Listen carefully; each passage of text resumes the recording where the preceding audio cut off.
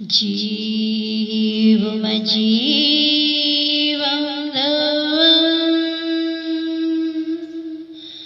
जिनवरवसेण जीर्णे दिठं देविन्दविन्दवन्दं वन्दे तं सदा शिरसा नमो हरियन्ताणं नमो सिद्धाणं नमो आयर्याणं नमो अध्यायाणं नमो लोहि सौसा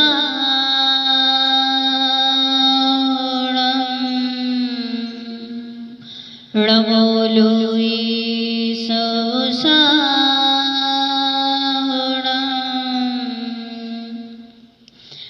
चैतन्य चमत्कारी चिंतामणि पार्श्वनाथ भगवान के परम पूज्य गणाचार्य गुरुदेव विराग सागर जी महाराज की परम पूज्य श्रमणी गण्यारिका माँ विशाश्री माता जी की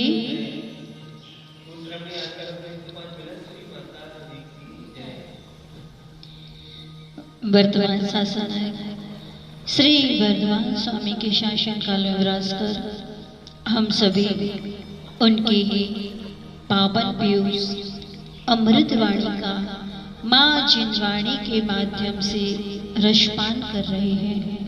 जिसने माँ जिनवाणी को अपने हृदयासन पर विराजमान किया है, माँ जिनवाणी ने उसे 3 लोक के शिखर पर विराजमान किया है। मन मनिल तन सुंदर ऐसे, मन मनिल तन सुंदर ऐसे, विष से भरा कनक घट जैसे, विष से भरा कनक घट जैसे। शरीर सुंदर है, मन में मलिनता भरी है, तो वह उसी प्रकार से है जैसे स्वर्ण कलश में विष भरा हुआ है। ऐसे स्वर्ण कलश का क्या उपयोग? अंतरंग की निर्मलता के अभाव में समस्त बाहरी क्रियाएं निरर्थक हैं, व्यर्थ हैं।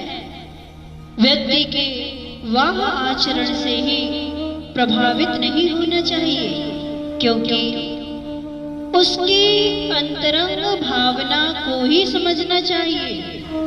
बाहर से कठोर दिखने वाला व्यक्ति भी भीतर से सरल हो सकता है,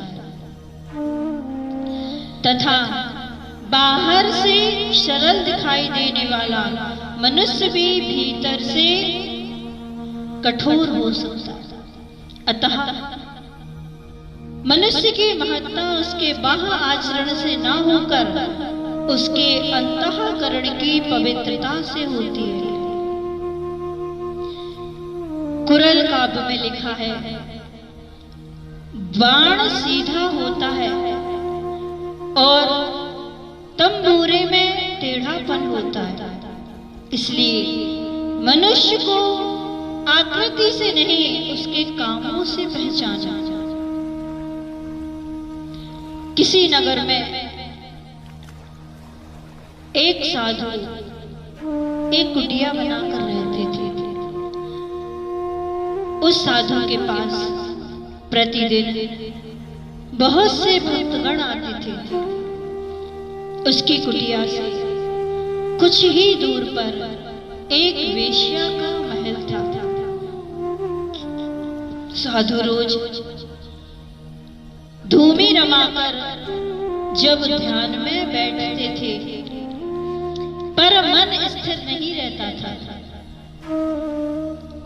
वह मन में सोचता रहता था कि वेश्या के महल में इतने लोग आते हैं, वहां ऐशो आराम से रहते हैं, उसके यहाँ अभी नृत्य गान चल रहा होगा,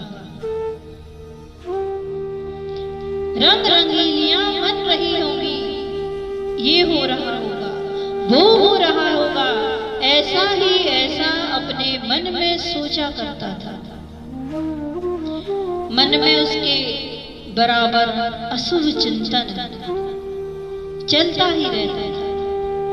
बैठता तो ध्यान में, लेकिन बेस्या झूलती थी उसके मन में। बेस्या कितनी पापनी है, दुराचारणी है। उधर वह बेस्या ना जाने किन किन परिस्थितियों में बेस्या बनी थी। उसका मन सदा उसे करोशता रहता था, और जब जब उस बेश्या की दृष्टि उस साधु पर पड़ती थी, और वह हमेशा सोचा करती थी, उसे अपनी बेश्या वृत्ति से बहुत गिलानी होती थी।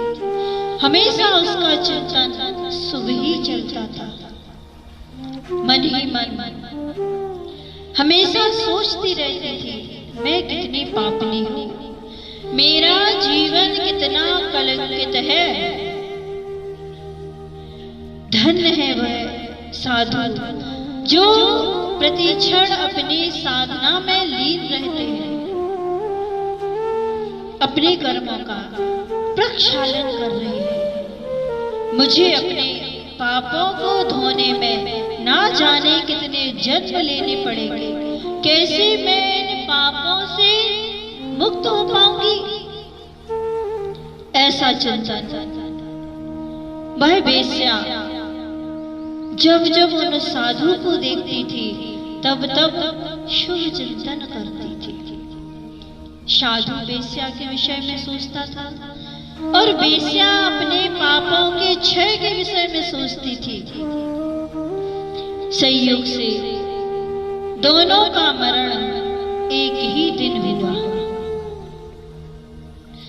अपने शुभ चिंतन के कारण बेश्या स्वर्ग चली गई, और अशुभ चिंतन के द्वारा साधु मरण करके नरक चला गया। धर्म आंतरिक होता है, ऊपर से आरोपित नहीं किया जाता। ऊपर से शुभाचरण और अभिप्राय में कुटिलता बहुत बड़ी आत्मवंचना है।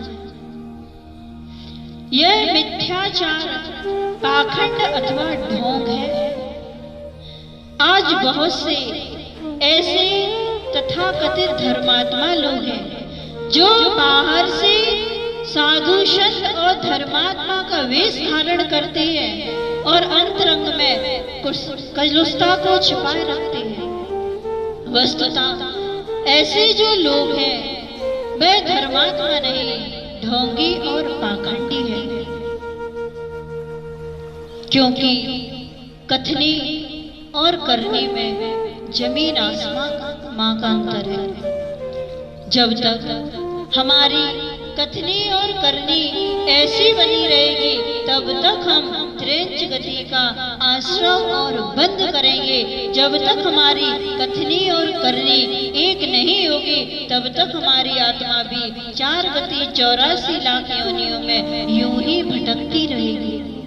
जब तक हम अपने कथनी करने को एक नहीं करेंगे तब तक हमारा आत्म कल्याण होने वाला भी नहीं है। सभी लोग कथनी करने को एक करें, अपना मोक्ष मार्ग प्रशस्त करें। जय बोले भगवान महावीर स्वामी की।